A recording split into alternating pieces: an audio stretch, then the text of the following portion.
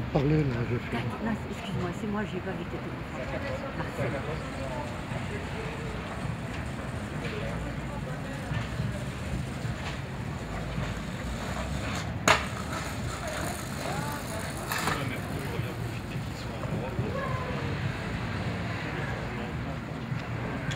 Les inégalités entre les femmes et les hommes sont les plus universelles et les plus structurantes de nos sociétés.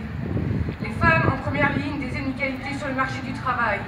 Les inégalités de genre sont particulièrement criantes dans la sphère professionnelle où les femmes sont majoritairement dans l'emploi précaire et mal rémunérées, notamment dans le secteur du soin, l'éducation, la santé, le travail social, l'aide à la personne ou le nettoyage, alors que ce sont des emplois essentiels.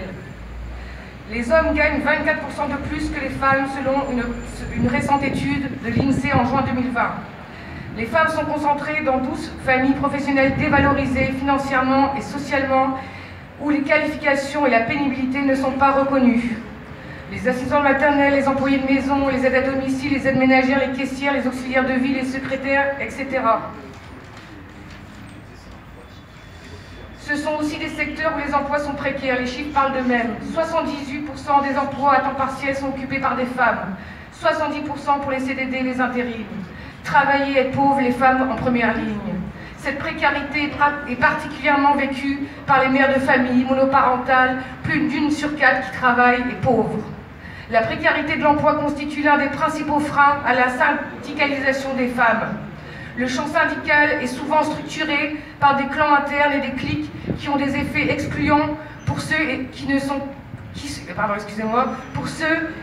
sont pas et contraignants pour ceux qui en font partie. Il valorise la conformité des comportements et l'entre-soi masculin. À l'échelle mondiale, que ce soit en politique, dans les divertissements ou sur le lieu de travail, les femmes et les filles sont largement sous-représentées. Si les femmes ont réalisé des progrès remarquables dans de nombreuses professions, la politique est un domaine duquel sont largement exclues.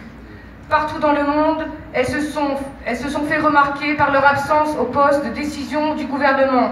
Le concept de démocratie ne prendra un sens réel et dynamique que lorsque les orientations politiques et les législations nationales seront définies en commun par les hommes et par les femmes en prenant équitablement en compte les intérêts et le génie spécifique des deux moitiés de la population.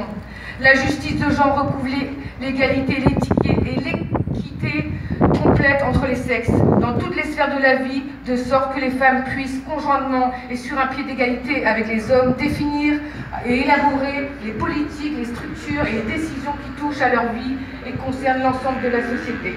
Voilà. Bravo.